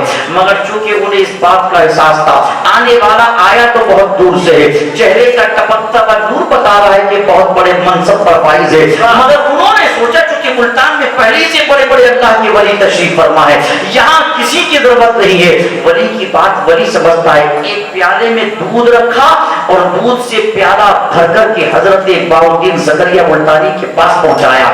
اب یہ خالی دودھ کا پیالہ ضیافت کے لیے نہیں، مہمان نوازی کے لیے نہیں تھا، جیسے پہنچا آپ نے دودھ پیا نہیں، عام بندہ ہوتا دودھ پی لیتا، سمجھ جاتا کہ میری مہمان نوازی ہو رہی ہے، میری ضیافت ہو رہی ہے، میزبان ہے، میں نے مجھے دودھ پینے کے لیے دیا ہے، مگر جملہ سنیے، اگرچہ تقریر بیٹھنے میں لیٹ ہو گیا مگر آپ تھوڑا سا بیدار ہو جائیں گے چند منٹ کے لیے۔ حضرت بہاؤالدین زکریا ملتانی فرماتے ہیں جب دودھ کا پیالہ میری بارگاہ میں پیش کیا گیا تو میں سمجھ گیا یہ دودھ کس انداز میں اور کس لیے پیش کیا گیا ہے۔ آپ نے دودھ پیا نہیں بلکہ دودھ میں گلاب کا پھول ڈال کر کے ملتان کے ولیوں کی بارگاہ میں پہنچا دیا۔ واہ واہ واہ، کیا کیوں پہنچایا؟ یہ اشارہ تھا اس کا، انہوں نے دودھ سے پیالہ لبالب بھر کے اس لیے بھیجا تھا کہ جس طرح یہ پیالہ دودھ سے بھرا ہوا ہے یہ شہر بھی اولیاء کرام سے بھرا ہوا ہے۔ واہ واہ واہ، کہاں آپ کی ضرورت نہیں ہے، کہاں تشریف لے آیا؟ تب آپ نے اس میں گلاب کا پھول ڈال کے یہ کہا کہ اس پھول کی خوشبو جس طرح پورے دودھ کے پیالے کو مہکا رہی ہے، انشاءاللہ گھبراؤ مت، تم پر کوئی فرق نہیں پڑے گا، انشاءاللہ مجھے چونکہ اس پیر نے بھیجا ہے جس کو دنیا شہاب الدین سہروردی کہتی ہے، حضرت شیخ شہاب الدین سہروردی کے چہیتے مرید حضرت زکریا بہاؤالدین ملتانی نے فرمایا جس طرح یہ گلاب کا پھول میں نے دودھ کے پیالے میں ڈال کے تم کو یہ پیغام اور میسج دیا ہے کہ اس کی خوشبو نے پورے پیالے کو مہکا دیا، انشاءاللہ کل میری ولایت کی خوشبو پورے ملتان کو مہکا دیا۔ نعرہ تکبیر، نعرہ رسالت، فیضان زکریا ملتانی، سبحان اللہ۔ اور اس کے بعد آپ حج بیت اللہ کے لیے تشریف لے گئے، 5 برس سرکار کی بارگاہ میں رہے، 5 سال رہ کر کے علم حدیث وہاں پڑھا بھی اور وہیں آپ نے پڑھایا بھی۔ بیت المقدس جس کی بات میں ابھی کر رہا تھا وہاں تشریف لے گئے، دمشق تشریف لے گئے، جہاں جہاں پہنچتے تھے کشف کے ذریعے اولیاء کرام کو پتہ چل جاتا تھا کہ ایک اللہ کا ولی آیا۔ ایک بات یاد رکھیے گا، بہت معتبر کتاب یہ روایت لکھی جو پیش کر رہا ہوں، بہت زیادہ معتبر کتاب میں، جس طرح اللہ نے 1,24,000 کم و بیش انبیاء کرام کو دنیا میں بھیجا ہے، اسی طرح حضور کی امت میں 1,24,000 اولیاء کرام ہمیشہ زندہ رہیں گے۔ اگر ایک کا انتقال ہوگا اللہ دوسرے کو بھیج دے گا، دوسرے کا ہوگا تیسرے کو۔ آپ نے سنا ہوگا نا غوث اعظم کی خدمت میں ایک شخص آیا تھا کہ وہ فلاں علاقے کے قطب کا انتقال ہو گیا، آپ کسی کو بھیجیے گا، تو آپ نے ایک چور کو قطب بنا کر کے بھیجا۔ آپ نے سنا ہوگا چونکہ جنازہ جب اٹھے گا جب دوسرا اس کی جگہ پر اپوائنٹ ہو جائے گا اس وقت جنازہ اٹھے گا، تو 1,24,000 اولیاء کرام حضور کی امت میں ہمیشہ زندہ۔ آج ہم کہتے ہیں آج ولی نہیں ہے دنیا میں، آج بھی ولی ہیں، مگر بات یہ کہ ہمارے پاس وہ نگاہ نہیں ہے کہ ہم اللہ والوں کو پہچان سکیں۔ زمین کا کوئی خطہ اللہ والوں سے خالی نہیں۔ آپ کا کیا معلوم اسی ناگور شہر میں اس وقت کتنے دیوانے گھوم رہے ہو، ہمارے پاس وہ نگاہ ہی نہیں ہے کہ ہم پہچان سکے، مگر ہاں ہے۔ اس کی وجہ یہ کہ ایک پہچان بتاؤں میں آپ کو، جو زیادہ ہائی لائٹ ہوتا ہے، زیادہ اپنے آپ کو اصل میں ایڈورٹائزمنٹ کی دنیا میں لانا چاہتا، جو زیادہ سوشل میڈیا کا سہارا لیتا، جو زیادہ what's app per on line رہتا، جو زیادہ ٹویٹر پر رہتا، جو زیادہ فیس بک پر رہتا، یاد رکھو وہ ولی نہیں ہوتا جو دنیا کو ترک کر کے تاریخ دنیا ہو کر کے جو صحراؤں میں زندگی گزارے، جو مخلوق کے بیچ میں نہیں مخلوق سے بھاگتا ہوا نظر آئے، یہی سب سے بڑی پہچان ہوتی ہے۔ یاد رکھو جو بندہ مخلوق سے کٹ جاتا ہے وہ خالق سے جڑ جاتا ہے۔ واہ واہ واہ واہ۔ تصوف کی ڈیفینیشن ہے کیا؟ تصوف کہتے کس کو ہے؟ اگر وقت ہوتا اور ماحول ہوتا تو پھر میں بتاتا آپ کو تصوف کس کو کہا جاتا ہے۔ حضرت علی فرماتے ہیں تصوف کی پریبھاشا یہ، تصوف کی تعریف یہ ہے کہ بندے کا دل قلب سلیم ہو جائے اور اس کا نفس سخی ہو جائے۔ سخی کیسے ہو جائے؟ خالی پیسے کی سخاوت نہیں بلکہ نفس کی سخاوت یہ ہے کہ اگر اسے کوئی گالی بھی دے تو وہ پلٹ کے دعائیں دیتا ہوا اس کا قلب سلیم ہو جائے۔ قلب کی بہت ساری قسمیں قرآن نے بیان فرمائی ہیں، چونکہ کوئی قلب سلیم ہے، کوئی قلب حی ہے، کوئی قلب منیب ہے، کوئی قلب سلیم ہے، کوئی قلب شہید ہے، کوئی قلب منور ہے، کوئی قلب منور ہے۔ بے شمار اقسام ہیں دلوں کی، جیسے جیسے بندہ اپ گریڈ ہوتا ہے اس کا مقام بلند ہوتا ہے، اللہ اس کے دل کے مقام کو بھی بلند سے بلند تر کرتا چلا جاتا ہے۔ مگر یہ کب؟ ایک حدیث سرکار کی یاد رکھیے، یہ منصب کب ملتا، یہ پوزیشن کب حاصل ہوتی، یاد رکھیے۔ سرکار نے فرمایا تقرب، بلکہ اللہ نے فرمایا حدیث قدسی ہے یتقرب عبدی الی بالنوافل، فرمان خدا کا ہے زبان مصطفیٰ کی۔ کیا فرمایا؟ یتقرب عبدی الی بالنوافل، بندہ جب نوافل کی کثرت کرتا ہے تو اللہ فرماتا کہ میں اس بندے کے قریب ہو جاتا ہوں، یا وہ بندہ اس بندے کو اپنے قریب کر لیتا ہوں۔ کیسے قریب کر لیتا ہوں؟ بڑی لمبی حدیث ہے، پھر یہ فرمایا اتنا قریب ہوتا ہوں، اتنا قریب ہوتا ہوں کہ اس کی آنکھیں بن جاتا ہوں جس سے وہ دیکھا کرتا ہے، اس کے کان بن جاتا ہوں جس سے سنا کرتا ہے، اس کی زبان بنتا ہوں جس سے بولا کرتا، اس کے ہاتھ بنتا جس سے حرکت کرتا، اس کے پائے بنتا ہوں جس سے وہ چلتا ہے، حتیٰ کہ اس کا دل بن جاتا ہوں جس میں وہ ارادہ کرتا ہے۔ واہ واہ واہ، وجہ ہے کہ اللہ والے کبھی مٹتے نہیں ہیں، اللہ والے ہمیشہ باقی رہتے ہیں، اس لیے کہ انسان اگر باقی رہتا ہے، انسان اگر زندہ رہتا ہے تو یاد رکھو وہ اپنے کارناموں کی بنیاد پر زندہ رہتا ہے، وہ اپنی ایکٹیویٹیز کی بنیاد پر زندہ رہتا ہے۔ یہی وجہ ہے کہ ہم ہر نماز میں کھڑے ہو کر دعا کرتے ہیں اہدنا الصراط المستقیم، اے اللہ ہمیں سیدھے راستے پر چلا، صراط الذین انعمت علیہم، ان لوگوں کے راستے پر چلا جن پر تو نے انعام فرمایا ہے۔ اب آپ کہیں گے انعام کس پر فرمایا؟ اس کا جواب یہ قرآن کے اندر موجود ہے، انعم اللہ علیہم من النبیین والصدیقین والشہداء والصالحین۔ اللہ نے انعام اگر کسی کو دیا ہے تو وہ نبیوں کی جماعت کو دیا ہے، صدیقین کی جماعت کو دیا ہے، شہیدوں کے گروہ کو دیا ہے اور اللہ والوں کی جماعت کو دیا ہے۔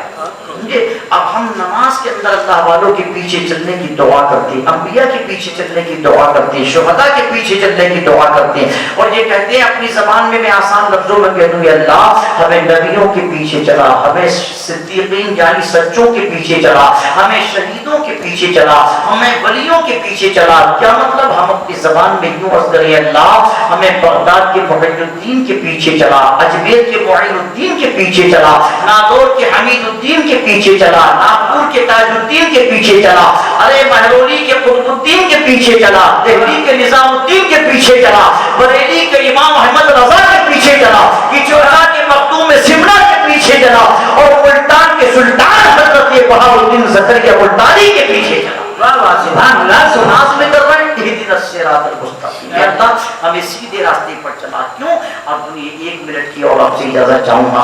اب آپ پیچھے چلنے کی دعا کر رہے ہیں کس کے؟ ان چاروں گروہوں، چونکہ اللہ نے انہی کو انعام عطا فرمایا۔ اس آیت کریمہ کی روشنی میں اگر آپ ہسٹری کو اٹھا کر پڑھیں گے، آپ اتہاس کا مطالعہ کریں گے تو پتہ چلے گا اللہ نے انعام کبھی دنیا دار کو نہیں دیا بلکہ دیندار کو دیا ہے۔ انعام ہے کہ کئی صدیاں گزر گئیں اور ملتان میں تشریف فرما وہ ذات اور ذکر یہاں ناگور میں ہو رہا ہے، نیاز یہاں ہو رہی ہے، جلسے یہاں ہو رہے ہیں، فاتحہ خوانی کا اہتمام یہاں، ارے روشنی یہاں، کیوں؟ وہ وہاں تشریف فرما ہے۔ اس کی وجہ یہ ہے کہ جانے کے بعد بھی اللہ ان کی طاقت اور ان کے اختیارات میں اضافہ فرما دے۔ بہت حدیثیں سرکار کی بے شمار حدیثیں اس پر، اور وہ وہیں سے تصرف بھی فرماتے ہیں اور وہیں سے اپنے ماننے والوں کی مدد بھی فرماتے ہیں۔ حق ہے، حق ہے۔ اب آپ آیت کریمہ کی روشنی میں دیکھیں انعام کس کو ملا۔ دیکھو انعام جب بھی ملتا ہے وہ نیکوکار کو ملتا ہے، بدکار کو نہیں ملتا ہے، ہمیشہ دنیا دار کو نہیں دیندار کو ملتا ہے۔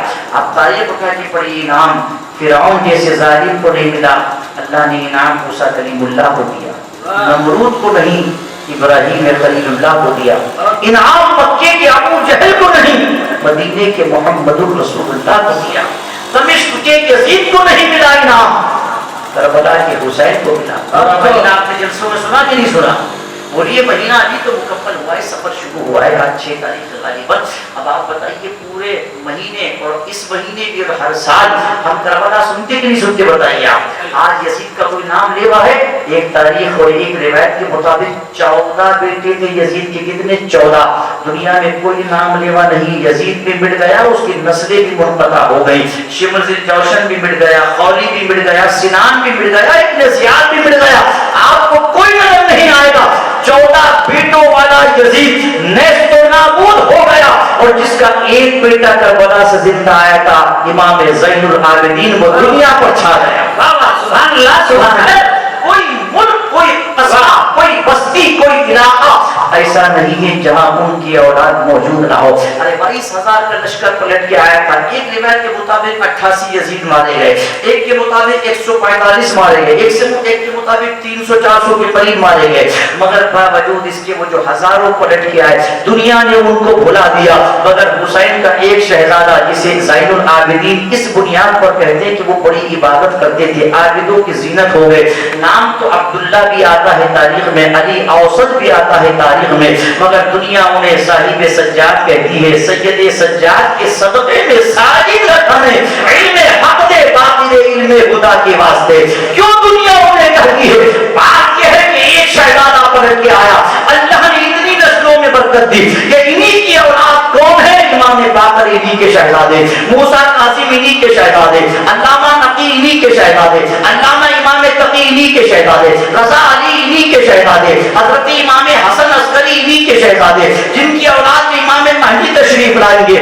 یہ بغداد کے محی الدین انہی کے شہزادے، اجمیر کے معین الدین انہی کے شہزادے، یہ دہلی کے نظام الدین انہی کے شہزادے، یہ کلیت کے علاء الدین انہی کے شہزادے، ناگپور کے تاج الدین انہی کی اولاد، یہ برکت اللہ انہی کی اولاد، یہ پلگرام شریف کے میر عبد الواحد انہی کے شہزادے، چیٹا کے مخدوم سمنا انہی کی اولاد۔ دنیا میں کوئی خطہ ایسا نہیں جہاں حضور کی اولاد موجود نہ۔ سبحان اللہ سبحان اللہ۔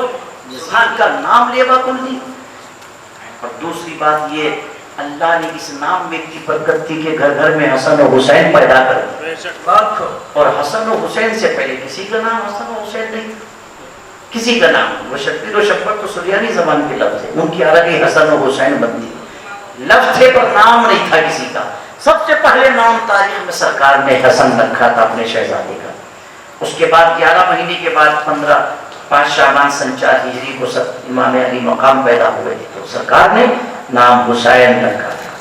یزید سے پہلے بہت یزید نام کے تھے، آج کوئی یزید نام کا نہیں، لوگوں نے نام رکھنا چھوڑ دیا، اور حسن و حسین سے پہلے کوئی حسن و حسین نہیں تھا۔ آج گھر گھر میں حسن بھی موجود ہے اور حسین بھی موجود ہے، سمجھے؟ اور دیکھیے وہ جس کی بنیاد امام حسین کے خون طاہر پر رکھی گئی تھی، جس سلطنت کی بنیاد، آپ جانتے کتنے دن یزید زندہ رہا؟ معلوم ہے آپ کتنے دن اس کی حکومت چلی؟ مات 3.5 سال، اور ایک روایت کے مطابق 3 سال 7 مہینے، مات 38 یا 39 برس کی عمر میں واصل جہنم ہو گیا، درد کولن سے ہلاک ہو گیا۔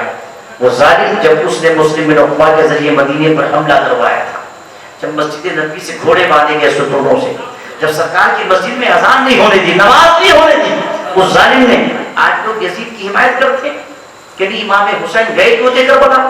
بے وقوف 3.5 برس کے بعد جب امام پاک علی جدہ علیہ السلام کی شہادت بھی ہو گئی تھی، ماتر 3.5 برس کے بعد سن 64 ہجری میں مسلم بن عقبہ کی معیت میں یزید نے لشکر تیار کیا، 12,000 یا 20,000 کا مدینے پر حملہ آور ہوئے۔ وہ مدینہ جس کی مٹی کو خاک شفا کہا گیا، وہ حضور کی مسجد نبوی شریف کے جہاں 1 رکعت نماز پڑھو تو 50,000 کا ثواب، وہ ماں بین بیتی و منبری روضۃ من ریاض الجنہ والی بشارت والی روایت، سرکار نے فرمایا میرا حجرہ اور میرے منبر کے درمیان کا جو ٹکڑا ہے وہ جنت کا ٹکڑا ہے۔ وہاں ظالموں نے گھوڑے باندھے، وہاں گندگی ہوئی، سرکار کے روزے پر حضور کی مسجد میں 3 روز تک اذان نہیں ہوئی، نماز نہیں پڑھی گئی، اور مگر سعید بن مسیب تابعی کہتے ہیں 3 روز تک اللہ کی عزت کی قسم جب بھی اذان کا وقت ہوتا تھا حضور کی قبر انور سے اذان کی آواز آیا کرتی۔ سبحان اللہ سبحان اللہ۔ میں نے 5 نمازیں اسی اذان کی بنیاد پر پڑھی، اور مدینے میں 700 صحابہ کرام کو شہید کرا، ملا جلا کر کے 10,000 افراد مدینہ شہید کرے۔ اس ظالم نے مکے پر اٹیک کرا، 2 مہینے مکے میں آتنک بچایا، اور پتھروں کی بارش کی گئی، جبل ابو قبیس پر کھڑے ہو کر کے پتھر برسائے، خانہ کعبہ کا غلاف جلایا۔ سنے اس یزید کے کارنامے بڑی معذرت کے ساتھ 2-3 منٹ کے اندر، اس وقت جب غلاف کعبہ جل رہا تھا، جب دیوار کعبہ منہدم ہو رہی تھی، کعبے کی چھت جل رہی تھی، وہ مینڈا جو اسماعیل ذبیح اللہ کے عوض میں جنت سے آیا تھا، اس کے سین کعبے کے اندر رکھے ہوئے تھے تبرک کے طور پہ، وہ بھی اسی کے نظر آتش ہو گئے۔ اس وقت یزید درد کولن سے ہلاک ہو کر دمشق میں مر رہا تھا۔ اس وقت عبداللہ ابن زبیر نے کہا تھا، ارے آؤ کوفیو، شامیو، عراقیو، کوفیو، سنو تم کس کی بنیاد پر لڑ رہے ہو؟ تمہارا ظالم بادشاہ واصل جہنم ہو چکا ہے۔ اس وقت یہ لشکر پھر دوڑ کر کے مکے سے نکلا تھا۔ مجھے بتاؤ 3.5 برس کے بعد اللہ کی شان دیکھیے کہ یزید مرا۔ ایک روایت ملتی مقام حوارین کی، جہاں اس کی قبر بنی، دمشق کا جہاں کوڑا کرکٹ ڈالا جاتا تھا، وہاں بھی اب اس کا نشان باقی نہیں رہا۔ مگر آج بھی جا کر کے دیکھیے، نہ یزید کی قبر ملے گی، نہ سنان کی قبر ملے گی، نہ خوری کی قبر ملے گی، نہ شمر کی قبر ملے گی،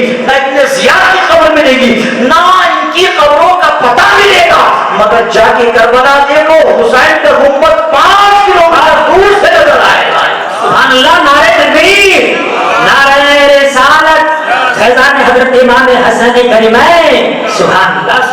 آج بھی جا کے دیکھیے فرات پر اسی حسین کا قبضہ ہے. آج بھی جا کر دیکھیے اسی علی اصغر کو امام پاک نے اپنے سینے پر سلا رکھا ہے. آج بھی جا کر دیکھیے 1400 سال کے قریب گزرنے والے ہیں. آج بھی فرات کے کنارے سے آواز آ رہی ہے صدیوں سے سر پہ خاک اڑاتی ہے کائنات، اب تک زمین پہ فرض ہے سجدہ حسین کا. لوگ کہتے ہیں حسین کو پانی نہیں ملا. نہیں، ہم کہتے ہیں پانی کو حسین کے لب نہیں ملے. یہ جملہ بہتر نہیں ہے، مؤرخین نے لکھا تاریخ کے حساب سے. نہیں، حسین کوئی محتاج تھوڑی تھے. جس طرح یہاں میں بتا رہا ہوں کہ کوئی ولی محتاج نہیں ہوتا، وہ تو مختار نانا کے مختار نواسے تھے. اس لیے کہ ان کے جد اعلیٰ نے حجاز میں ایڑیاں رگڑی تھی، آج تک زمزم نکل رہا ہے. یہ انہی کی اولاد ہے. علی اصغر انہی کے شہزادے، حضرت علی اکبر انہی کے شہزادے، حسین انہی کے شہزادے، حسن انہی کے شہزادے، جن کے جد اعلیٰ نے حجاز کی زمین پر ایڑیاں رگڑی. اللہ نے زمزم کا کنیکشن جنت سے کر دیا. واہ واہ. یہ جنت کا پانی ہے زمزم، یہ دنیا کا پانی نہیں ہے، یہ جنت کا پانی ہے. تو ان کے جد اعلیٰ نے ایڑیاں رگڑی، اللہ نے زمزم کا چشمہ نکالا. آپ کہیں گے وہ نبی تھے اس لیے کمان دکھا دیا. حسین نبی نہیں ہے تو حسین کی اولاد اجمیر میں تشریف فرما ہے. غریب نواز خواجہ معین الدین چشتی سنجری ثم اجمیری، جن کے خلیفہ آپ کے قرب میں تشریف فرما ہے سرکار سلطان الطارقین، وہ خواجہ معین الدین چشتی جو حسنی حسینی سید ہیں. مگر خواجہ نے اجمیر میں پورے اجمیر کا پانی ایک کٹورے میں لے کر دنیا کو بتا دیا. نہ ہمارے جد اعلیٰ کل محتاج تھے، نہ ہم آج محتاج ہیں. ہم کل بھی صاحب اختیار تھے، ہم آج بھی صاحب اختیار. سبحان اللہ. سبحان اللہ. نعرہ تکبیر، نعرہ رسالت، خواجہ کا ہندوستان. کوئی کہے گا کہ پھر امام پاک نے کمال کیوں نہیں دکھا؟ امام پاک نے کرامت تو بہت دکھائی تھی کربلا میں، ایسا نہیں دکھائی تھی، مگر چونکہ آج پیاسا ہی رہنا تھا.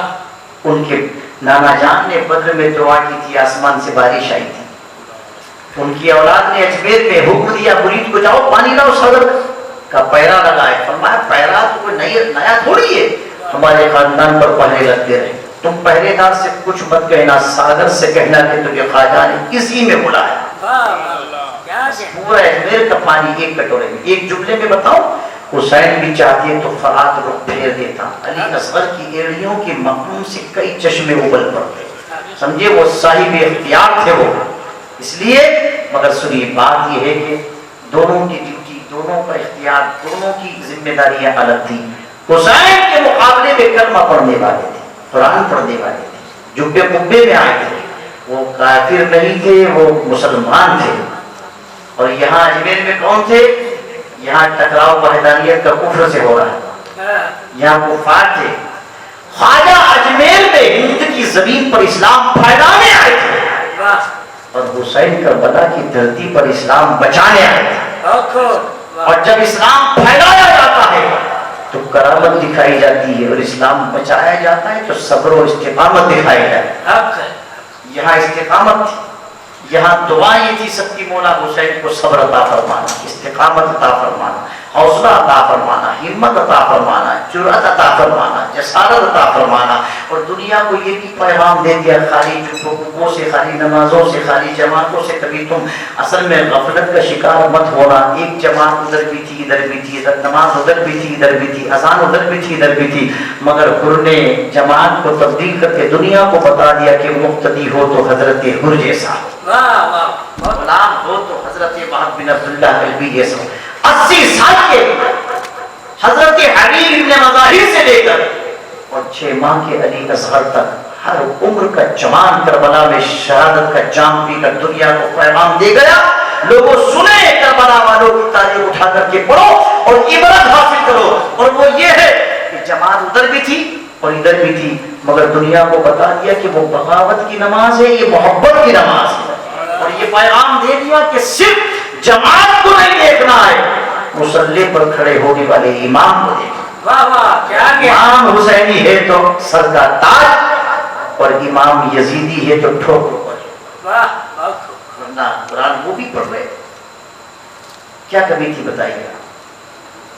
عرض کرنے کا مقصد یہ ہے تاریخ کربلا سے بھی بہت سے میسج اور پیغام ملتے ہیں. آخری جملہ 3.5 برس کے بعد یزید ہلاک ہو گیا، اور وہ جو یزیدی بچے تھے نا، ماتر 6 برس کے بعد 67 ہجری میں ایک عام سپاہی کو جو کربلا کے مارکا کے بعد جیل میں قید خانے میں تھا، مختار ثقفی. اللہ کی شان دیکھی کہ اہل بیت کی محبت دل میں آئی، اللہ نے کوفے کا گورنر بنا دیا، اور گورنر بنتی آرڈر کر دیا کہ پکڑو سارے قاتلین کو. پکڑا جس نے جس طرح شہید کیا تھا کربلا میں، مختار نے اسی طرح قتل کر دیا. آخر 6 سال کے بعد اسی فرات کے کنارے عبید اللہ ابن زیاد کی فوجوں سے مقابلہ ہوا، مختار کی فوجوں کا. صبح سے شام ہو گئی، رزلٹ نہیں آیا، مگر شام کا سورج غروب ہونے سے پہلے رب الرحمت کو پیار آیا، اور مختار ثقفی کی فوجیں اس طرح حملہ آور ہوئی کہ ادھر سورج ڈوبنے والا تھا اور ادھر ابن زیاد کا سر قلم ہو رہا. اور اللہ کی شان دیکھو کہ جب ابن زیاد کا سر کوفے میں اور اسی دارالحکومت میں، اسی گورنر ہاؤس میں جب تشت میں رکھ کر کے پیش کیا گیا، تو آج بھی محرم کی 10ویں تاریخ تھی. اور صرف 6 برس کے بعد یہ سارے کے سارے ظالم واسد جہنم ہو گئے. تو عرض کرنے کا مقصد یہ کہ نام ان کا باقی رہتا ہے جو اپنے آپ کو فنا فی اللہ کر دے. حضرت بہاؤالدین زکریا ملتانی کا نام آج بھی زندہ ہے اور صبح قیامت تک زندہ رہے گا. کیوں؟ کیونکہ انسان اپنے کارناموں کی بنیاد پر زندہ ہوتا ہے. موت انسان کو آتی ہے، اس کے کارناموں کو نہیں آتی ہے. موت عالم کو آتی ہے مگر اس کے علم کو نہیں آتی ہے. موت متقی کو آتی ہے مگر تقوی کو نہیں آتی ہے. یاد رکھو، موت شہید کو آتی ہے مگر شہادت کو نہیں آتی ہے. موت صحابی کو آتی ہے، صحابیت کو نہیں آتی. موت ولی کو آتی ہے مگر ولایت کو نہیں آتی. 1400 برس پہلے مدینے کی زمین پر موت ابو بکر کو آئی تھی مگر صداقت آج بھی زندہ ہے. موت حضرت فاروق اعظم کو آئی تھی مگر عدالت کے ڈنکے آج بھی بج رہے ہیں. عثمان غنی زمین پر چلتے پھرتے اب نظر نہیں آتے. صحابت کے پرچم پھر بھی لہرا رہے ہیں. مولا کائنات باختلاف روایت نجف اشرف میں تشریف فرما ہے مگر بہادر شجاعت آج بھی زندہ ہے. حضرت امام حسن جنت البقیع میں آرام فرما ہے مگر سیادت آج بھی زندہ ہے. حسین کربلا میں ہی شہادت آج بھی زندہ ہے. اور نیچے کو آئیے، ابو حنیفہ بغداد کے چوراہے پر تشریف فرما ہے مگر دنیا کا 75% مسلمان انہی کو فالو کر رہا ہے. سرکار غوث پاک بھی اسی بغداد میں تشریف فرما ہے. ولایت آج بھی زندہ ہے. خواجہ معین الدین اجمیر کی پہاڑیوں کے بیچ میں آرام فرما ہے. تبلیغ و اشاعت آج بھی زندہ ہے. حضرت نظام الدین اولیاء دہلی میں ہے، جمال آج بھی زندہ ہے. علاء الدین کلیر میں ہے، جلال آج بھی زندہ ہے. حضرت بہاؤالدین زکریا ملتانی ملتان میں ہے مگر ان کا فیضان آج بھی زندہ ہے اور ہمیشہ زندہ ہے. سبحان اللہ. نعرہ تکبیر، نعرہ رسالت، فیضان حضرت بہاؤالدین زکریا ملتانی. نعرہ تکبیر، نعرہ رسالت. بڑی مبارکباد کے مستحق ہیں آپ تمامی حضرات، اور ہمارے میزبان جمیل اتاری صاحب، عالی جناب جمیل اتاری صاحب، ان کے تمام کارکنان اور ان کے متوسلین، معتقدین، مخلصین، محبین، معاونین، جنہوں نے ایک اللہ کے ولی کی محبت میں ہر سال کی طرح اس سال بھی یہ شاندار ماشاءاللہ محفل تو غالباً پہلی بار ہوئی ہے، اور یہ اہتمام تو آپ ہمیشہ سے کرتے ہیں. اللہ آپ کی تمام ایکٹیویٹیز کو، تمام اداؤں کو، تمام حرکات و سکانات کو، تمام افعال کو، اقوال کو اپنی بارگاہ میں قبول فرمائے. آمین. اللہ پاک سچا پکا ان کا ہم کو پیروکار بنائے. اللہ کے ولی کی داستان اس لیے سنتے ہیں کہ اس پر عمل کیا جائے. سمجھے، اب چونکہ شاید پہلی مرتبہ یہ جلسہ ہوا ہے، اللہ اس کو اپنی بارگاہ میں قبول فرمائے. دیکھو، وہ بھی ایک حصہ ہے، ہماری پہچان ہے جو آپ صبح کو ہوگا، وہ تبرک ہے، ہم اس کی بھی قدر کرتے ہیں، مگر اصل یہ ہے کہ اللہ کے ولی کی سیرت بیان کی جائے، اس پر عمل کیا جائے. اللہ کے ولی کی ذات صرف خالی کھانا کھانے کے لیے نہیں ہوتی. اللہ کے ولی کی ذات اس لیے ہے کہ اس کو دیکھو، آئیڈیل بناؤ، اس کے اوپر عمل کرو، تو اللہ پاک ان کے غلاموں میں قیامت کے دن ہمارا حشر فرمائے گا. سمجھے، اللہ پاک ہماری اور آپ کی حاضری کو قبول فرمائے. کھڑے ہو جائیے سب.